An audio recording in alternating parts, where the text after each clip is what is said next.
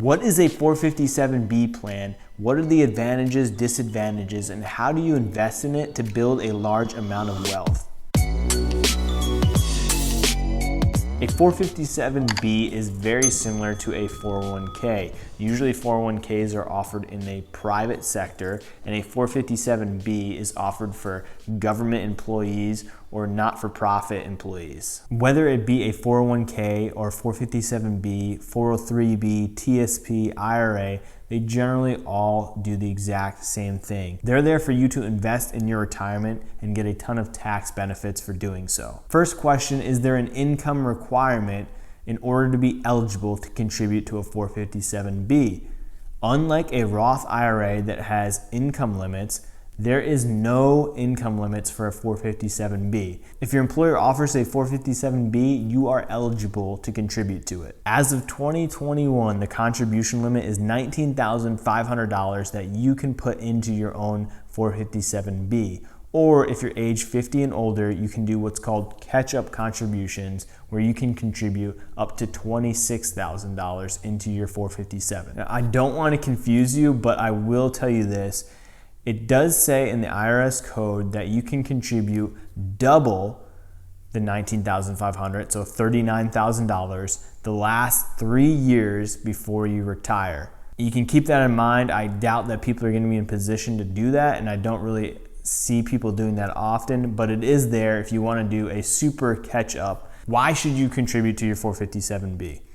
The big thing is going to be it has awesome tax advantages, and you're going to be able to take advantage of what's called compound interest. For example, let's say you max out your 457 every year for 25 years that you worked for your employer. If that account got the average rate of return that the stock market or the S&P 500 got, which is around 11%, you would retire after 25 years with over $2.5 million in your 457 plan. When do you start contributing to your 457 plan? As soon as possible. I've never heard of anyone complaining that they started saving for retirement too early. But I do hear the majority of people saying they wish they had started earlier. So let this be your earlier. Start right now, watch this video, understand your plan, and start investing in it. Don't put it off, and if you can do more, do more. Can you combine a 457 plan with another retirement account?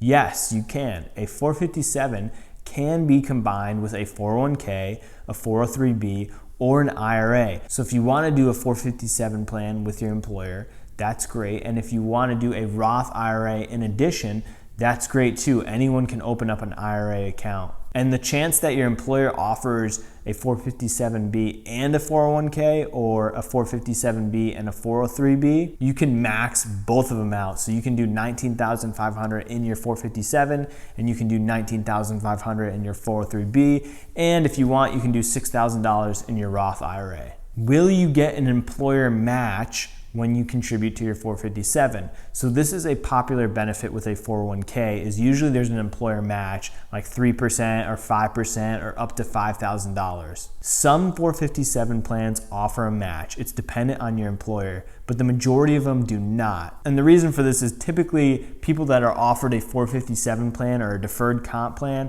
it's in addition to a pension that they're going to receive. And so the match from your employer is usually all focused in on the pension and not the 457. That's just something extra that you should be taking advantage of. Should you do a traditional or a Roth 457? Traditional means you're going to contribute before taxes, and when you retire, that's when you're going to owe the taxes. So you're going to save money on taxes now with traditional.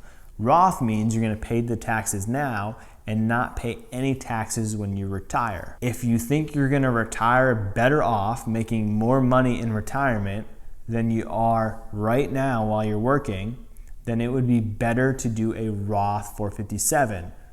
If you think you're going to retire worse off, you're going to make less in retirement income than you do in income right now, then it would be better for you to do a traditional 457.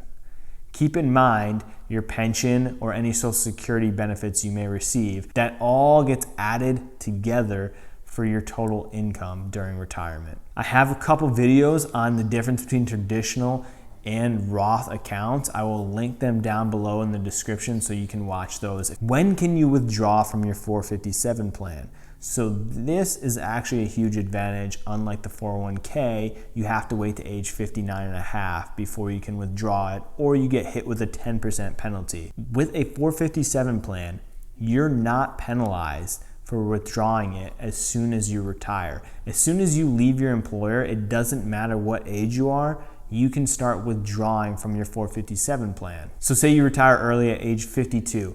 As soon as you're 52 and you leave your employer, that same month you can start withdrawing from your 457 plan. You will not pay any penalties, but you will pay income taxes. So if you have a traditional 457 plan, it doesn't matter, you're gonna pay taxes on it no matter what age you were. If you have a Roth 457 plan, you will not be subject to the penalty, but you will be subject to taxes, which the whole reason you did the Roth plan is so you didn't have to pay taxes later on. So if you have a Roth 457 plan, I do not advise that you would start withdrawing it as soon as you leave your employer. That, in order to get the tax benefit on a Roth 457 plan, you're gonna have to wait to the age 59 and a half, like you would with a Roth 401k or a Roth IRA. But if you have a traditional 457 plan and you need the money before age 59 and a half, go ahead, you can start withdrawing from it. How much should you withdraw from your 457 plan when you retire? As little as you need is the best answer. So if you can live off your pension and Social Security and withdraw as little as possible from the 457 plan, that's great, because your 457 plan is gonna continue to grow. That lump sum, the 2.5 million that we talked about in the beginning of the video, that'll continue to compound and grow the less you touch it. But typically, if you need the money to live off of, I would withdraw around 6% of your 457 plan. You can't withdraw everything that your 457 makes. You have to be able to absorb the things like inflation and the roller coaster ride of the stock market. So instead, you withdraw 6% to leave some buffer room. How much do you need in your 457 plan to retire? Well, it really all depends on how much expenses you're gonna have in retirement. However, a good goal to set for you would be divide your salary by 0.06. And whatever that equals would be a good goal to have in mind that you should save in your 457 before you retire. Can you borrow money from your 457 plan? Yes, you can borrow money. You can take out a loan against your 457 plan as long as the company that your employer works with allows it, which most do. Obviously, this is a loan, so you're gonna owe back the amount of money you took out plus interest. So I would not recommend you do it because you're gonna penalize yourself in the interest that you pay. And if you end up having to get fired or leave your employer, typically you're gonna owe the loan back immediately. The last and most important thing is the investing. How do you invest and what do you invest in within your 457 plan? So to set a 457 account up, check with your employer, either email your HR or just ask some person that you work with, hey, what company do we use? Go to the website, log in, create an account with that company. It probably takes less than 5 minutes. Once you have an account created, you're gonna go in and be able to pick the amount of money you want withheld from your paycheck. Usually you can pick either a percentage of your paycheck, say 15% of every paycheck goes into your deferred comp, or you can choose a dollar amount, say $300 every paycheck goes into your deferred comp. That doesn't mean it's invested yet.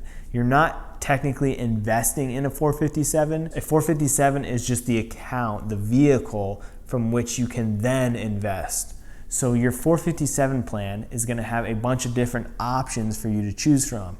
Typically, they're gonna have a bunch of different life funds. They're gonna be called something like the 2050 funds, the 2060 fund, the 2055 fund. And then it may have a bond or two that you can invest in. And then it'll have maybe a dozen mutual funds that you can choose from.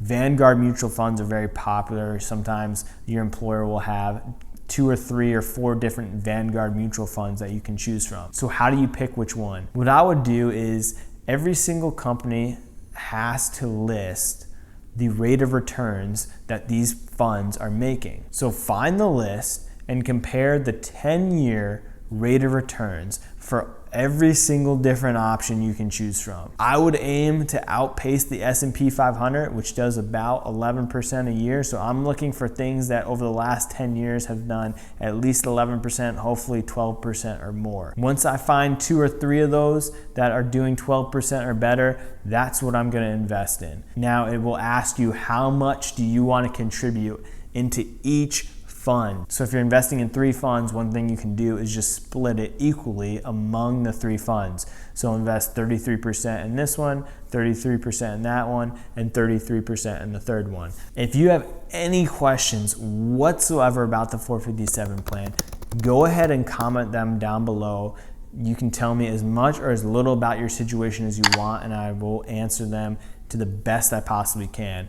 One last tip that I want you to keep in mind is you are eligible to roll over your 457 plan when you leave your employer. So if you go to a new employer, you could roll over your 457 plan to your new employer's 401k or 457, or the best thing to do would be to roll it over to your own IRA. You can roll a traditional 457 into a traditional or rollover IRA, and you can roll over your Roth 457 funds into a Roth IRA. Keep in mind though, if you do want to retire early before age 59 and a half and you're hoping to access your 457 like we talked about, you're not going to be able to do that as soon as you roll it over into an IRA. You have to keep it in a 457. But if you don't plan on touching anything until you're 59 and a half, the best thing to do is roll it over to an IRA, because an IRA, you're going to have more control over it. There's a lot better options to choose from. There's a lot more investment options to choose from,